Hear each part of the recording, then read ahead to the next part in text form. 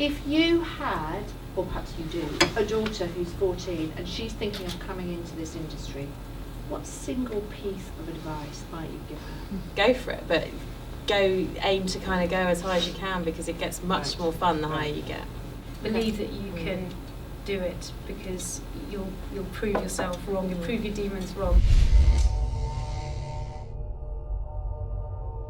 There was a report by the UN just last week that said on gender pay, women on average still earn 17% less than their male counterparts for work of equal value.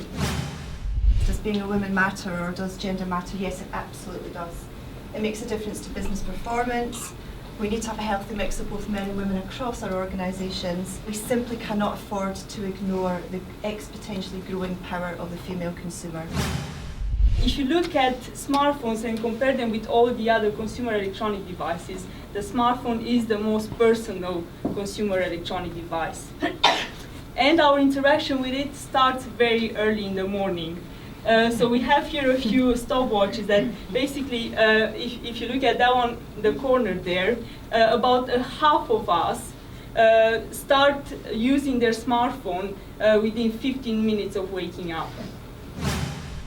So looking at the two formats side by side, we can see 5 billion for short form, 10 billion hours globally, compared to 400 billion and 360 billion. So we think short form does very well, but compared to long form TV, we think it's still very, very small, and probably will remain so, because if you're a talented content creator, you'll want to stay creating content for the most money.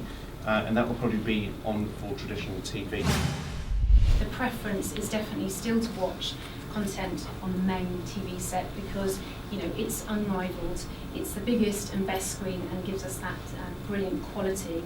As I mentioned, the majority of viewing is live. So what we found is that live TV satisfies all of these needs, and unfortunately VOD couldn't give everybody everything that they demand from TV. So if TV is our daily food, so it's something that we fundamentally need, then video on demand is more like a box of chocolates.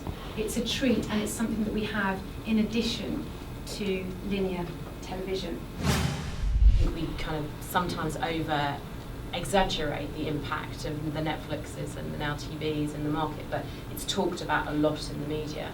But what it has done is it's driven the TV platforms, as you know yourselves, into having to embrace on demand in a way that's possibly kind of ahead of the game.